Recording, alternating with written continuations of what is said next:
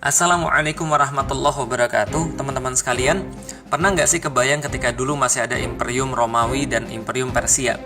Waktu itu Imperium Romawi terbentang kurang lebih 5 juta kilometer persegi di sebelah barat, dan Imperium Persia terbentang kurang lebih 7,4 juta kilometer persegi di sebelah timur. Nah, pada saat itu ada suatu peradaban baru yang muncul di tengah-tengah raksasa-raksasa itu, namanya peradaban Islam. Ternyata kurang dari 100 tahun, Islam bisa mengalahkan peradaban Persia yang sudah dibangun selama ribuan tahun dan peradaban Romawi yang sudah dibangun 500-an tahun. Pertanyaannya, apa yang menginspirasi mereka? Apa yang menjadi dorongan-dorongan mereka? Dan sekarang kita lihat justru Islam terpuruk dan tidak seperti pada dahulu kala kita lihat dalam sejarah. Inilah yang saya coba jawab dan teman-teman bisa baca di dalam buku saya, Beyond the Inspiration. Bismillahirrahmanirrahim. Assalamualaikum warahmatullahi wabarakatuh. Alhamdulillah, puji dan syukur senantiasa kita panjatkan kepada Allah Subhanahu wa Ta'ala. Salat dan salam semoga tercurah dan terlimpahkan kepada baginda Nabi besar Muhammad Sallallahu Alaihi Wasallam. Pertama-tama saya mendoakan mudah-mudahan teman-teman sekalian di hari yang ke-26 ini, yang berarti semalam adalah hari ke-25, mudah-mudahan malam 25 ini termasuk malam Lailatul Qadar. Mudah-mudahan. Ya, kalau enggak ya berarti malam 21, kalau enggak ya 23, kalau enggak ya 27 atau 29. Tapi mudah-mudahan Allah memberikan kita keberkahan, karena sampai jam sekarang sekitar jam 11 ini langit masih sangat mendung, enggak mendung juga enggak cerah, dan mudah-mudahan kita semua diterima oleh Allah. Allah terima sholat kita, Allah terima rukuk kita, Allah terima sedekah kita, Allah terima amal-amal soleh kita, bacaan-bacaan Quran kita, Allah terima semua doa-doa kita, dan mudah-mudahan Allah menjadikan kita termasuk orang-orang yang bersyukur sekeluar daripada bulan Ramadan ini. Alhamdulillah, Alhamdulillah, Masya Allah, Allah jadikan kita sebagai hamba Allah, dan Allah jadikan kita sebagai pengikut Nabi besar Muhammad Sallallahu Alaihi Wasallam. Dan Alhamdulillah, teman-teman sekalian, kita masih melanjutkan bahasan kita tentang life is choice, dan kita sudah bahas kemarin sampai pertemuan ketiga. Kita baru bahas sampai masih bab ke-1 tentang hidup adalah pilihan, poin yang ketiga, bahwa setiap pilihan pasti punya konsekuensi. With greater power comes greater responsibilities. Asik. Jadi bersamaan dengan besarnya suatu kekuatan atau besarnya suatu keinginan akan muncul tanggung jawab yang lebih besar lagi. Di dalam Al-Qur'an itu senantiasa diulang-ulang rumus semacam ini. Misal dalam ayat yang saya pikir sama-sama kita hafal, summa latus'alunna yauma idzin anin na'im. Setiap kenikmatan, kata Allah, pasti akan diminta pertanggungjawaban. Berarti semakin besar kenikmatan yang diberikan oleh Allah kepada seseorang, maka makin besar pula pertanggungjawaban yang Allah akan minta bagi dia. Maka ada orang yang Allah kasih rezeki dalam hidup dia, misalnya per bulannya dia punya 100 miliar. Tentu saja pertanggungjawabannya lebih besar daripada orang yang punya rezeki satu bulannya cuma 5 juta. Kenapa? Karena setiap sen itu akan dipertanggungjawabkan oleh Allah. Maka dalam hadis yang lain dikatakan bahwa orang-orang yang kaya itu masuk surganya 500 tahun belakangan daripada orang miskin. Kenapa? Karena perhitungannya banyak, akuntansinya banyak, tebal perhitungannya.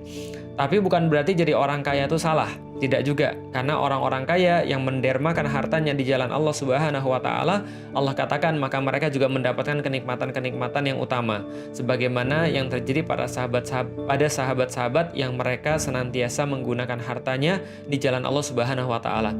Tapi poinnya, kita sudah jelaskan kemarin, juga termasuk kisah tentang Isa ibnu Maryam yang ketika Hawariyun meminta makanan ma'idatan minas sama, mereka minta makanan dari langit, maka Allah kabulkan dengan notes. Apa notesnya? Kalian harus lebih bertakwa kepada Allah, karena kami kasih sesuatu yang lebih daripada yang lain. Kami kasih lebih istimewa, kamu harusnya lebih tahu diri. Tapi kalau kamu tidak tahu diri, Allah katakan seolah-olah begitu, kamu akan mendapatkan azab yang lebih pedih daripada yang lain. Kenapa? Karena Allah sudah kasih sesuatu. Jadi hati-hati dengan apa yang kita minta. pastikan apa yang kita minta itu kita tahu mau kemana. Jadi jangan hanya minta mobil, jangan hanya minta rumah, jangan hanya minta kawin gitu kan, minta nikah gitu ya. Jangan hanya minta, tapi kita harus bisa mempertanggungjawabkan dulu.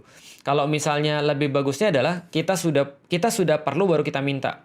Kita sudah ngadain satu TPA misalnya. Kita ngadain satu TPA di satu ruko misalnya.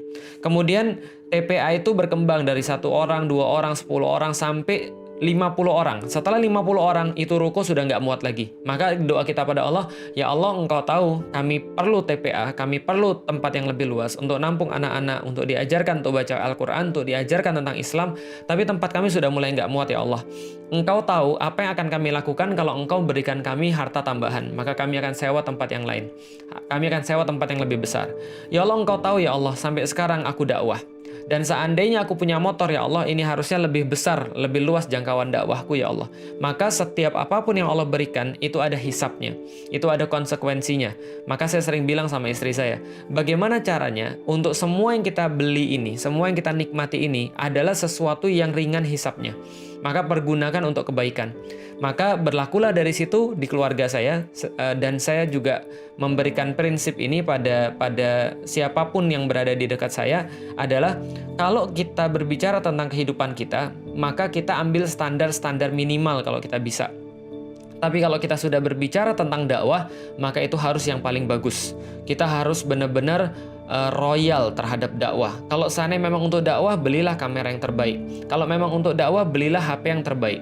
Kalau memang untuk dakwah, maka belilah komputer yang terbaik. Kenapa? Karena kita gunakan untuk di jalan Allah. Kita ringankan hisapnya. Jangan sampai kemudian kalau seandainya kita beli sesuatu justru untuk diri kita yang paling bagus untuk dakwah, kita sisa-sisain akhirnya. Misalnya, kadang-kadang ada orang pengen surganya Allah. Pengen surga Allah yang paling tinggi, surga Firdaus. Lalu masuk surga tanpa hisap pula. Tapi kerjaannya hanya mengesampingkan Islam. Hanya memberikan Islam sisa-sisanya saja. Dia pakai duit dia, lalu kemudian sisanya dia baru sedekahkan. Itu pun kalau berlebih. Nggak ada masalah sih. Cuman nggak pas aja dengan apa yang kita minta. Dengan konsekuensinya tidak pas dengan apa yang kita inginkan. Nah, artinya kalau seandainya kita berbicara tentang Islam, kita berbicara tentang dakwah, maka itu harusnya yang paling bagus. Dan ini adalah bentuk daripada penerapan life is choice. Karena setiap choice yang kita akan buat, tsumma latus'alunna yauma idzin anin naim. Setiap pemberian Allah akan dipertanggungjawabkan. Maka pastikan ketika kita minta sesuatu, kita ingin sesuatu, kita milih sesuatu, maka kita siap dengan konsekuensinya. Lihat di sekitar kita. Jangan sampai yang di sekitar kita itu berat hisapnya di hadapan Allah Subhanahu wa taala. Punya mobil, pakaikanlah untuk dakwah. Punya mobil yang mewah, pakaikanlah untuk di jalan Allah. Gimana caranya? Jemputinlah para ustadz misalnya, para ulama misalnya. Oh, ustadz modus pengen dijemput mobil mewah. Bukan gitu. Saya sudah punya mobil dan saya nggak ada masalah. Tapi coba kadang-kadang kita tuh memberikan syiar di dalam dakwah kita. Ya, contoh kayak misalnya, ya saya kenal misalnya kayak Ustadz Somad misalnya. Ustadz Somad itu dijemput dengan apapun dia mau. Karena dijemput dulu pun ketika masih di Pekanbaru, dia dijemput motor butut pun dia mau. Tapi masalahnya adalah tugas kita kan mensiarkan sesuatu yang baik. Ini loh ketika ada kajian, ustadz tuh dimuliakan dengan jemputan mobil yang lumayan bagus misalnya. Itu adalah bentuk syiar, bukan berarti ustadznya yang mau. Karena kalau ustadznya yang menginginkan itu juga menjadi masalah. Itu juga bukan sesuatu yang baik. Tapi cara pemulihan terhadap dakwah. Misalnya lagi, kalau seandainya kita ahli sound system. Saya punya teman ahli sound system. Dia menggunakan kemampuannya untuk dakwah. Kenapa? Supaya memperingan hisapnya. Kita punya harta itu harus diringankan hisapnya. Bagaimana cara meringankan hisapnya? Wa mimma razaqnahum yunfiqun. Maka di sebagian apapun yang telah Allah sampaikan kepada kita, maka kita menginfakkan untuk dikembalikan kepada jalan Allah Subhanahu wa taala. Maka ini adalah setiap yang namanya keinginan, setiap yang namanya pilihan pasti ada konsekuensinya dan orang tidak bisa lepas dari sana. Pengen jadi orang baik, ada konsekuensinya. Pengen jadi orang jahat, ada konsekuensinya. Nggak mau jadi orang baik dan nggak mau jadi orang jahat, itu konsekuensi yang paling besar. Kenapa? Karena yang di tengah-tengah tuh paling nggak enak. Mau jadi laki-laki, ya laki-laki. Mau jadi perempuan, ya perempuan. Di tengah-tengah nggak laki-laki, nggak perempuan, nggak jelas. Ini yang paling nggak enak. Anda ibarat gini, kalau Anda naik angkot, kaki kiri sebelah angkot yang satu, kaki kanan di sebelah angkot yang lain. Gimana ceritanya kira-kira? Anda polisi bukan, penjahat juga bukan. Kalau Anda polisi, pasti banyak yang nggak suka. Ketika Anda menegakkan kebenaran misalnya. Kalau Anda jadi penjahat, ya berarti polisi nggak suka. Kenapa? Karena musuhnya dia. Nah, kalau Anda jadi penjahat enggak, jadi polisi enggak. Di depan polisi Anda berlagak jadi polisi, di depan penjahat Anda berlagak jadi penjahat. Berarti di depan polisi Anda dianggap menjadi orang yang enggak benar, di antara penjahat Anda dianggap intel. Lah berarti ini yang enggak enak, tengah-tengah tuh enggak enak. Laki-laki enak, perempuan enak, di tengah-tengah itu yang enggak enak. Gitu kan ya. Maka ini harus kita pahami bahwa hidup adalah pilihan dan setiap pilihan tuh pasti menimbulkan konsekuensi. Nah, kemarin kita sudah bahas teman-teman sekalian, bagaimana memilih seperti Rasulullah itu mempunyai konsekuensi. Yang saya janjikan ada di dalam surat Al-Fatihah. Teman-teman sekalian, di dalam surat Al-Fatihah itu Allah memberikan satu permintaan yang harus diminta oleh para hambanya, yang merupakan inti daripada suratul Fatihah, yaitu adalah ihdinas siratal mustaqim. Ya Allah, kami meminta jalan yang lurus. Kami meminta ditunjukkan jalan yang lurus. Itu kan permintaan. Itu kan adalah sebuah pilihan. Ya Allah, kami memilih jalan yang lurus. Lebih lengkap lagi, kita menspesifikasi pilihan itu kepada Allah Subhanahu wa Ta'ala. Siratal ladzina an'amta alaihim. Ya Allah, kami meminta jalan, bukan hanya sembarang jalan, tapi jalan yang telah Engkau berikan kepada orang-orang sebelum kami. Siratal ladzina an'amta alaihim. Sebelum kami yang Engkau berikan nikmat kepada mereka. Ghairil maghdubi alaihim waladdallin. Ya Allah, kami tidak mau jalan-jalan orang sebelum kami yang Engkau murkai dan mereka yang tersesat. Berarti kita sampaikan kepada Allah, ya Allah, kita pengen jalan-jalan seperti orang-orang yang terdahulu yang diberikan nikmat, bukan jalan orang-orang terdahulu yang mereka sesat dan mereka dimurkai oleh Allah Subhanahu wa Ta'ala. Yang dimurkai dan sesat daripada Allah Subhanahu wa Ta'ala. Nah, setelah kemudian membahas tentang ini, maka ulama-ulama itu membahas yang dimaksud dengan siratal ladzina an'amta alaihim adalah jalannya 4 jenis orang. Yang pertama, minan nabiyyin, yang kedua, minas syuhada, yang ketiga, minas siddiqin, yang keempat, minas salihin. Yaitu adalah jalannya para nabi, kalau enggak mereka para syuhada, kalau enggak mereka para siddiqin, dan mereka para salihin. Dan keempat-empatnya ini, semuanya ini adalah jalan orang-orang yang sengsara dan susah dalam pandangan manusia. Kenapa mereka sengsara? Kenapa mereka susah? Karena itu konsekuensi yang harus mereka bayar ketika mereka memilih siratal mustaqim. Nanti kenapa kita harus memilih siratal mustaqim? Kita akan bahas. Yang jelas, kalau Anda mau seperti Rasulullah, kalau Anda mau seperti apa yang Anda doakan di dalam Al-Fatihah, berarti di saat yang sama ketika Anda doa pada Allah, benar-benar berdoa pada Allah, ya Allah, dari awal kita bilang, Alhamdulillahi Rabbil Alamin. Kita puji-puji Allah, kita rayu-rayu Allah, Ar-Rahmanir Rahim, Maliki Yaumiddin. Kita kemudian bilang Allah itu maha besar, maha agung, maha keren, dan segala macamnya. Lalu kemudian iyyaka na'budu wa iyyaka nasta'in. Kepadamu kami menyembah, kepadamu kami memohon ampun, minta tolong ya Allah. Minta tolong apa? Ihdinas siratal mustaqim. Itu intinya, kami minta jalan yang lurus ya Allah. Apa itu jalan yang lurus? Jalan 4 tadi. Jadi kalau Anda benar-benar minta pada Allah, berarti Anda lagi minta jalan auto fitnah. Jalan di mana Anda pasti susah. Jalan di mana harta Anda akan diuji, jalan di mana jiwa Anda akan diuji, jalan di mana keluarga Anda akan diuji, jalan di mana keseluruhan hidup kita akan kemudian terbolak-balik, sulit, capek, sebagaimana yang pernah dijalani oleh Rasulullah Sallallahu Alaihi Wasallam. Ini jalannya para nabi, jalannya para syuhada, jalannya para siddiqin, jalannya para salihin. Kenapa? Yang kita minta adalah tempat kayak mereka. Tempat kayak mereka pasti dapatnya di surga. Maka ketika kita pengen tempat kayak mereka, Allah kasih tahu ini jalan satu-satunya.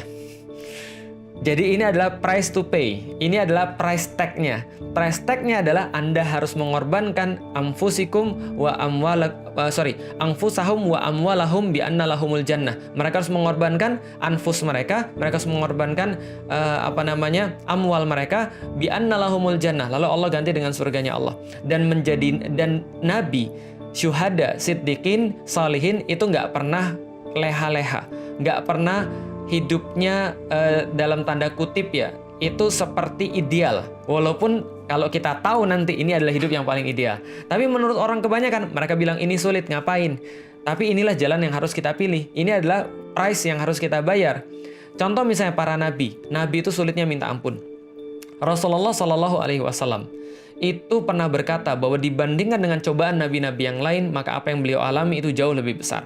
Karena beliau adalah nabi yang terakhir, nabi dengan misi yang lebih besar, nabi dengan tugas yang lebih banyak, maka beliau pun mendapatkan hantaman yang lebih keras daripada nabi-nabi yang lain. Ini yang terjadi pada Rasulullah Shallallahu Alaihi Wasallam. Bayangkan ketika beliau ditinggal oleh Khadijah, ditinggal oleh pamannya Abu Thalib yang selama ini melindungi dia. Tidak ada lagi yang melindungi dia secara fisik dan gak ada lagi yang membuat dia nyaman secara hati. Maka beliau Shallallahu Alaihi Wasallam di saat yang sama menghadapi banyak cacian, menghadapi banyak hantaman, menghadapi banyak kemudian serangan fisik, dan bahkan ketika beliau lagi berharap-harap banget kepada orang-orang yang ada di Taif, itu kemudian diharapkan bantuannya, tapi di saat yang sama orang-orang Taif itu menolak Rasulullah dengan cara melempari batu. Jadi bayangin, ngasih PHP, pemberi harapan palsu kepada Rasulullah. Nggak hanya ngasih harapan palsu, tapi ketika naik beliau dilempari batu. Beliau merasa sedih, beliau kemudian mengadu kepada Allah atas kejadian itu. Maka ini yang terjadi pada Rasulullah. Ketika beliau wafat, beliau sempat berpesan pada Fatimah yang lagi nangis. Santai Fatimah, sudah jangan nangis lagi, jangan sedih. Kenapa? Bapakmu ini setelah ini nggak akan ada lagi yang bisa menyakiti. Kenapa? Karena beliau tahu persis. Fatimah juga tahu persis dalam kehidupan beliau senantiasa dipenuhi oleh ketidakenaan, kesukaran. Maka itu kehidupan para nabi. Kehidupan para syuhada juga sama. Mereka siap untuk kemudian mengorbankan apapun di medan perang. Mereka siap untuk mengorbankan jiwa dan raganya untuk melaksanakan apapun yang Allah inginkan. Orang-orang siddiqin adalah orang-orang yang membenarkan kebaikan, membenarkan nabi, dan tidak jarang di antara mereka adalah orang-orang yang dibunuh. Lihat dalam surat Yasin. Bagaimana ketika seorang pemuda waja'a min aqsal madinati rajulu yas'a, ketika datang seorang pemuda datang dari ujung kota untuk membenarkan para nabi, maka dia membenarkan para nabi, mentasdik para nabi, dia harus mati diinjek-injek sampai ususnya keluar dari anusnya. Artinya ini adalah orang-orang yang siddiqin. Abu Bakar As-Siddiq, nama As-Siddiq itu diambil daripada ketika beliau membenarkan Rasulullah. Bagaimana kehidupan beliau? Bagaimana pengorbanan harta beliau? Bagaimana beliau mengambil dirinya sebagai pelindung Rasulullah ketika di gua, ketika bersembunyi daripada kejaran orang-orang kafir Quraisy. Beliau membiarkan dirinya untuk digigit kalajengking, digigit oleh kalajengking, skorpion. Sementara dia melindungi Rasulullah Shallallahu Alaihi Wasallam. Ini kemudian menandakan bagaimana Ali bin Abu Thalib misalnya menjadi pembela Nabi, harus menggantikan Nabi ketika posisinya lagi hijrah untuk menggantikan Nabi tidur di tempatnya. Ini adalah fisik, inilah ngeri sekali. Maka Allah menyampaikan di dalam Al-Quran. Dalam surat Al-Baqarah, am hasibtum an tadkhulul jannah wa lam ya'tikum mathalul ladzina khala min qablikum masathumul ba'sa'u wad-dharra'u wa zulzilu hatta yaqula rasulu wal ladzina amanu ma'ahu mata nasrullah. Ala inna nasrallahi qarib. Sesungguhnya Allah katakan, pernah kejadian satu masa, am hasibtum an tadkhulul jannah, Allah katakan kepada orang-orang yang beriman di kalangan para rasul, di kalangan para sahabat-sahabatnya, maka Allah katakan, apakah kalian merasa kalian akan masuk surga? Walam mayatikum, sebelum datang kepada kalian, padahal belum datang kepada kalian, mathalul ladzina khalu min qablikum, apa yang sudah pernah datang kepada orang-orang zaman dulu yang Anda bilang mau kayak mereka, yang Anda bilang mau kenikmatan kayak mereka. Apa yang Allah katakan? Masathumul ba'sa wad-dharra'u wa zulzilu. Mereka ditimpa, mereka dikelilingi, mereka diliputi oleh apa? Mereka diliputi oleh al-ba'sa. Mereka diliputi oleh propaganda, ejekan orang, bulian orang. Lalu kemudian mereka difitnah sama orang, dituduh segala macam sama orang. Itu al-ba'sa, propaganda yang keluar daripada lidah orang yang menyakitkan bagi kita.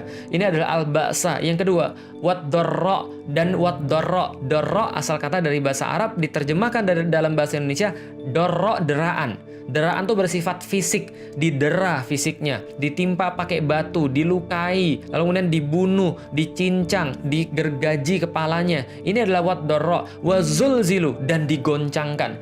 Orang bilang, kok digoncangkan sih? Ini kayaknya lebih lemah daripada wad-dharra. Salah, zulzilu itu bukan lagi tentang kita, tapi tentang orang-orang yang kita cintai. Karena dakwah itu akan menghadapi masalah pertama diejek, secara propaganda, secara individu dia diejek. Yang kedua, dia akan diperlakukan secara fisik, dia akan diancam secara fisik. Dan kalau tidak berhasil juga diancam secara fisik dan dilukai secara fisik, maka akan ada yang ketiga. Siapa yang dilukai? Yang dilukai adalah orang-orang yang dicintai oleh pengemban dakwah itu. Keluarganya dibuat ragu, keluarganya dibuat jadi pisah sama dia, keluarganya dibuat jadi benci sama dia, lalu kemudian keluarganya diancam. Orang kalau seandainya dia sendiri yang diancam, dia sendiri yang dilukai, mungkin dia bisa bertahan. Tapi begitu anaknya, istrinya yang dilukai, maka dia sudah mulai stres. Ini yang terjadi pada Rasulullah. Ini yang terjadi pada Nabi Musa. Ini yang terjadi pada Nabi Isa. Ketika yang dilukai bukan hanya dirinya, dan para siddiqin, dan para syuhada, dan para salihin. Mereka ini pasti akan diuji dengan semua itu. Salihin itu siapa? Yang berusaha memperbaiki bumi, tapi dituduh sebagai orang yang merusak. Salah satunya. Nah, maka ketika kita berbicara tentang surga yang Allah janjikan, maka surga ini dipenuhi dengan hal-hal yang manusia tidak suka. Sebagai konsekuensi akan apa yang mereka minta. Tapi Allah bilang, kalau kalian tahu tentang apa yang kami janjikan, Allah sudah buka beberapa. Kalau kalian tahu apa yang kalian beli itu, kalau kalian tahu ini offernya kayak apa, tawarannya kayak apa, Anda nggak akan mikir panjang lagi. Allah sampaikan beberapanya. Misal ketika Allah katakan, hal adullukum ala tijaratin tunjikum min azabin alim. Apakah kalian mau untuk berdagang dengan Allah? Bagaimana berdagangnya ya Allah? Tu'minuna billahi wa rasulihi wa tujahiduna fi sabilillahi bi amwalikum wa anfusikum. Kalian beriman pada Allah dan Rasulnya, dan Anda berjihad di jalan Allah dengan apapun yang Anda punya dari harta kalian dan dari jiwa kalian. Maka Allah akan menggantinya dengan surganya Allah. Maka kemudian ketika ini Allah sampaikan, Allah kasih bocorannya. Seperti apa bocoran? Ingat tadi yang saya cerita di dalam surat Yasin, waja'a min aqsal madinati rajulu yas'a, ketika datang seorang pemuda membenarkan para nabi, bantu dakwanya para nabi, sampai dia diinjek sampai mati karena ususnya keluar daripada anusnya. Dia naik ke Allah, lalu dikasih tahu, tempatmu nanti di sini, tempatmu nanti di surganya ini. Lalu kemudian dia bilang, wow, keren banget, tempat gue keren banget, wis, ini kayaknya benar-benar gak kebayang. Allah bilang, perlu apa lagi kira-kira? Ya kira-kira gitu lah ya. Perlu apa lagi kira-kira? Apa yang perlu ditambahin lagi di sini? Atau kamu mau minta apa lagi? Dia bilang sama Allah, ya Allah boleh nggak saya balik lagi ke dunia? Loh, kamu mau hidup lagi? Iya ya Allah, saya mau hidup lagi. Untuk apa? Untuk ngasih tahu orang-orang yang injek-injek saya. Untuk ngasih tahu mereka yang benci dengan dakwah. Untuk ngasih tahu mereka yang ngebully saya. Bima ghafara li rabbi wa ja'alani minal mukramin. Kenapa aku bisa dimuliakan kayak begini oleh Allah? Kenapa aku bisa mendapatkan kemuliaan yang bahkan aku nggak pernah kebayang?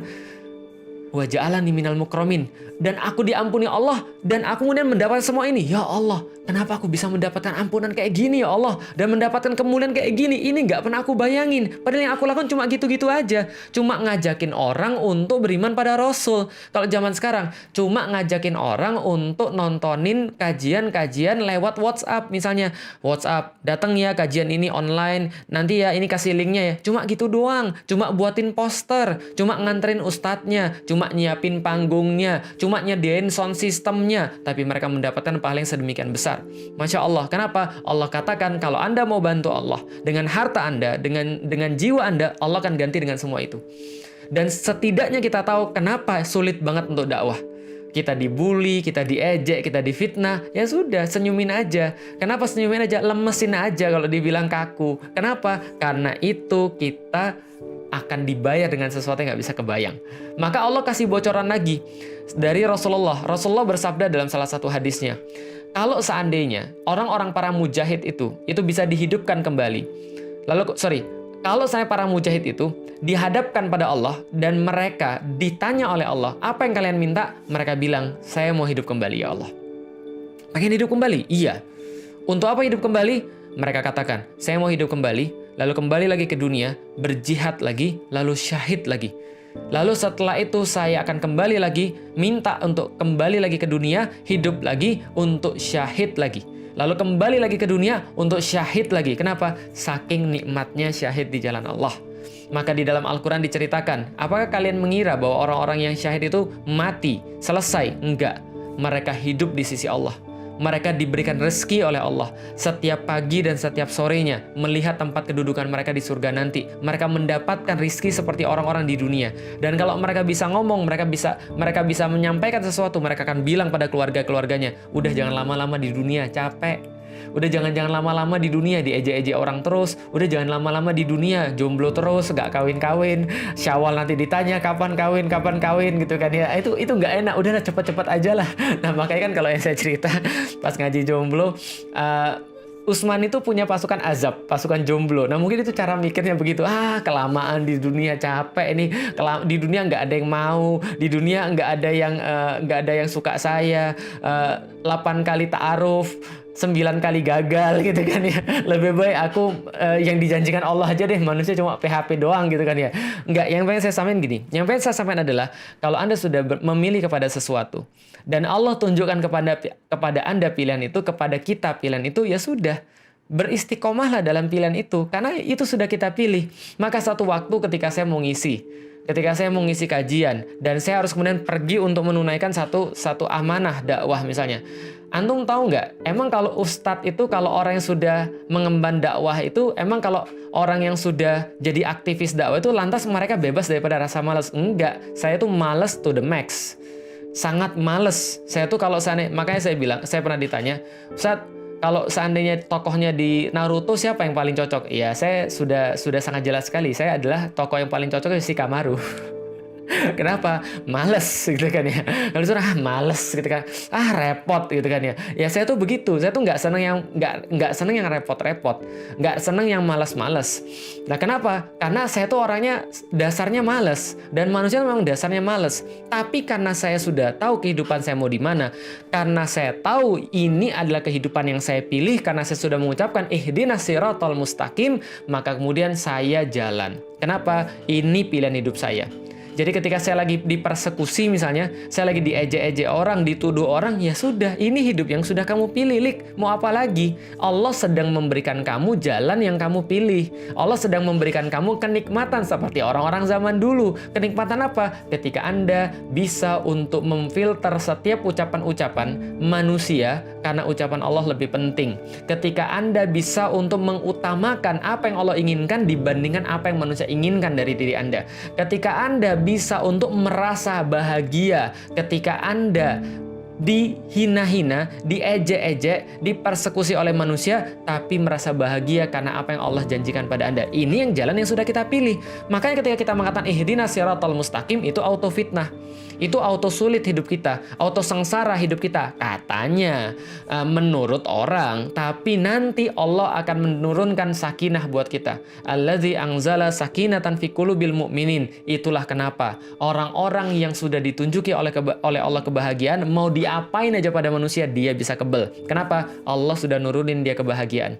Allah sudah nurunin pada dia ketenangan. Dan siapa yang bisa cabut ketenangan yang sudah Allah kasih? Dan siapa yang bisa kasih pada orang ketenangan kalau Allah nggak mau ngasih dia? Maka lihat aja, orang-orang yang memusuhi dakwah itu hidupnya stres sendiri.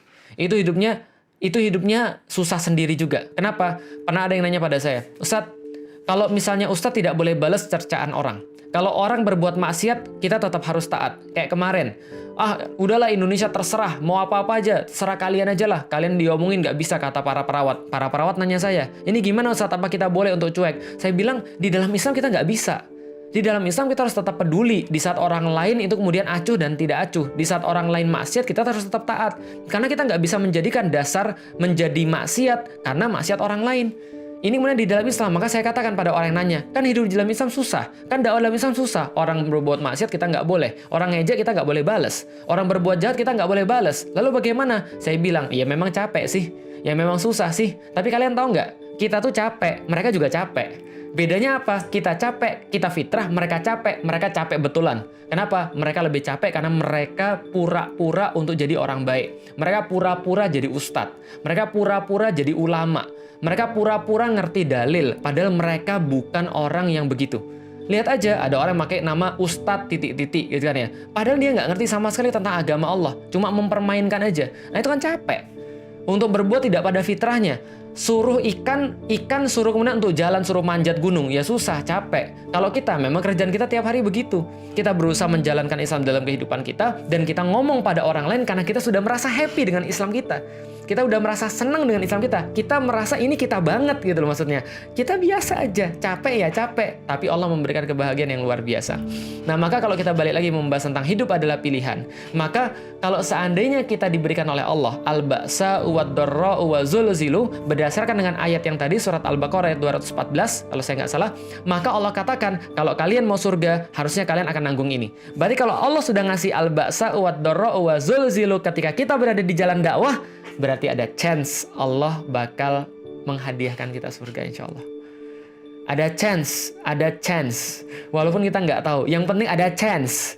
Kenapa? Ada chance itu bisa jadi benar, bisa jadi enggak. Tapi kalau sudah Anda nggak ada chance, ya sudah nggak ada chance, nggak ada kemungkinan. Maka tugas kita adalah sebenarnya berteguh di dalam dakwah. Ketika saya dipersekusi, saya minta nasihat pada para asatidz, minta nasihat pada para habaib.